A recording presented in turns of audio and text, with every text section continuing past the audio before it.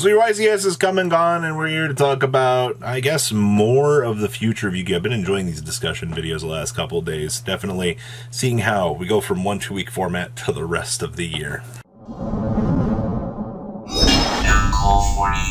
So make sure you smash the crap out of that subscribe button so you guys don't miss out on more Oz content. So what's going on here? The 2-week irrelevant format is pretty much done at this point. You might have a regional next week. I'm going to be covering a couple of decks out of this block, and then the Ishizu stuff is going to hit crazier than crap. I've read a couple of posts from people that I can't tell if they're sane or if they're just trolling, but a few people are like, oh, the Ishizu cards they're not that good, and I'm like, huh? Like, I don't know, man, a mill 10, I mean, unless it's the mirror match, by the way, the mirror match with the Ishizu cards, it's traditionally our turn when we play the game. It doesn't actually matter whose turn it is. We're both playing the game with our tier element strategies, so just gonna point that out to you. It's like the only time where like the Ishizu cards don't seem like they're that good, but I mean, if we each hit the mill 10 sequence, then that means that we're milling 20 cards of our deck, and then we're on full combo. So, just, that's what you're kind of looking at here. Now, to say that those cards are irrelevant, I don't know what they're thinking. Maybe they just haven't played the mirror, seen the mirror. Like most mirrors, I mean, like the Flandreese mirror. It's not a very fun time. I personally have never played the Flandreese mirror, nor do I ever personally want to. That just seems like an absolute crapshoot. Please leave a comment down below, tell me if you've played the Flandre mirror and how butt it actually seems like it is. So, at least, so I feel like you look at the Flandre mirror and you're like, oh yeah, this is okay, like in comparison to the tier mirror with full Ishizu combo, because that's just like purgatory in terms of interactions, because you like chain link 8 and then you like resolve down, you're like, all right, cool, new stack, somebody else hits another mills off something else, you're like, okay, resolve the current chain, 6 chain links, you're like, okay, next chain. It's crazy. Like that's why, like, when I look at like the November and December months of Yu-Gi-Oh, like, yeah, it's winter block for most of North America. Most of the stuff, there'll be some regionals that'll be running through here until like Photon Hypernova, but like you have one YCS that you kind of care about, which will be Pasadena, but outside of that, it's a little bit of a dead zone. So this is actually kind of a good point for them to drop the Ishizu cards, because once you clean this stuff up, probably February, on a ban list, and you go, we did it, you know, we wash our hands with the Ishizu stuff, limit it, you know, things kind of move back to normal. So I guess you kind of trade off 3 months of this intensive, crazy format here. By the way, for those of you that are like, oh my gosh, I'm quitting because of tier cards, just take a short 2-month break. I don't think it's that serious.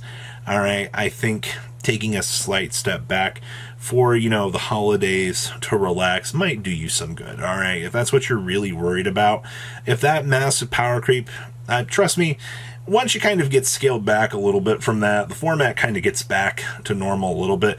It's just tier needs to get cleaned up, and we need to clean up the Ishizu cards, and then things return back to playable until Shot Tree Law blinks out your 5 monster zones. You're like, I play the game.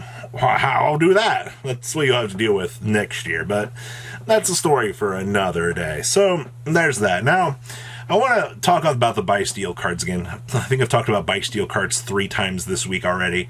The Buy Steel cards were a huge success. If you've looked at the interactions and stuff out of the YCS, a lot of people are talking about that they're now staples. You've seen Magnemite go up to this $11, $12, $13 price point. I had to think about that for a second. Might go up to 14, 15, but when you have these cards that are in this format here that are these crazy expensive cards, you got to ask yourself, is it worth it? Well, once again, if you're planning on playing the format here over the next couple of months, these Magnemite and at least 1 Druis Worm are going to be something you're going to want. I think it's a little bit extreme to say that you need 3 Druis Worm. I mean, considering they're only like $3, you may as well pick up the playset at that point. But to say that, like, you need 3 now, I think 3 Magnemite, 1 Druis Worm is fine. second Jerusalem if you want to side it. I've seen on the Bear packet or Bear minimum, it's been 2 Magnum, 1 Jerusalem, and it typically works out. So at least you kind of know you're spending a lot of money on a super rare. That's why I talk about, like, if you can get boxes for like $70, your local LGS is actually good. You get a box, congratulations. You pull 1 Magnum, $12. You pull 2 Magnuts, which I've done, you're making $24 off of your box. So it kind of makes the incentive to want to pick up sealed product just a little bit better when you have a super rare and you get large quantities. Oh, and then just go pull the Fenrir. Yeah, you pull the Fenrir, you're basically good to go. Like $50 plus that, oh boy. And then you pull like some secret rare.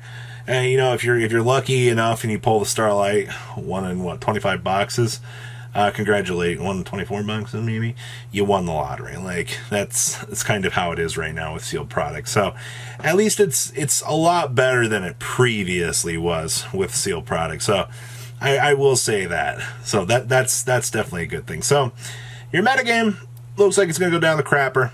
We already knew this. Sealed product for the temporary time being is fine.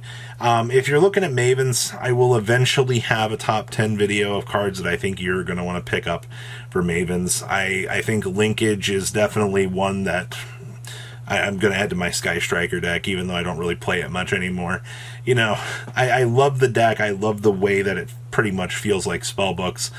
It's just, you know, after the 19 layers of power creep and the game going vroom even faster, you know, you can't really keep up with it. That's why I reject playing Sky Striker, and I returned back to Deck Out. See, Ancient Robbie knew back in the day that playing those Deck Out Cyberjar Morphing Jar decks 10 years ago would lead me back to playing Runic. All right, and that's why I've turned into this, you know, it's why all these deck profiles you see me do of Runic, you're like, oh my gosh, Robbie, stop it. The deck is fun, man. All right, have alternate win conditions in the game of Yu-Gi-Oh! You know, it's a lot better than watching my opponent go, yay, tier cards, fusion summon, fusion summon, fusion summon, attack for game, thanks for playing, Duelist. And that's fun, yeah. Okay, so on the topic of Mavens, yes, I will eventually go through and do that. And then we have, Crystal Beast reveals in 2 weeks. So we get the Battles of Whatever set reveals supposedly the week of Mavens, which I suppose makes sense. But my problem is how are you going to try to outsell Mavens, Konami? Like, let's take a moment to think about this. You dropped some of the best reprints of the year in Mavens, all right? What in the world do you do to that Battles of Legends set that has maybe a dinosaur or two in it, that a doodly dinosaur that looks good? Maybe you've got some evil Crystal Beast cards in there. The Japanese Blue Eyes that was imported over there for their special edition. I assume we're probably going to get that in there, but you got to ask yourself, that's not going to be enough to sell that set. So there has to be something in there to make players want to pick it up. I'm kind of wondering if that's where an access code reprint's going to be. They shot the Evenly reprint in Mavens, which definitely surprised me. I expected that they would hold that for the battle set, but I'm just asking at this point, like, there's got to be something in there, or I'm worried about that set just going, meh.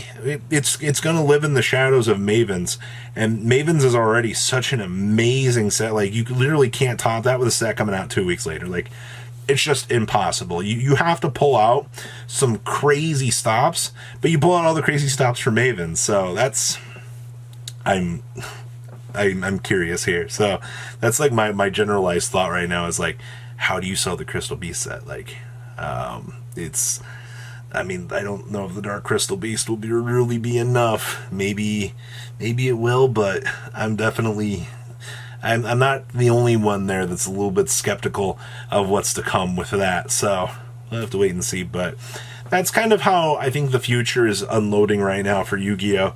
For the next 2 months. You kind of definitely have a roadmap here as to what's going on. And I think having that nice little, laid out path for us here as to where we're going, looks like it's going to be pretty straightforward. So I don't know. As soon as these Shizu cards get limited, I think the better off the game will be. But the problem is we got to start the format, and we're not even there yet. What do you guys think? Please comment about, tell me what you guys think, and I'll see your beautiful faces back here in the day, guys. Peace. Patrons, thank you.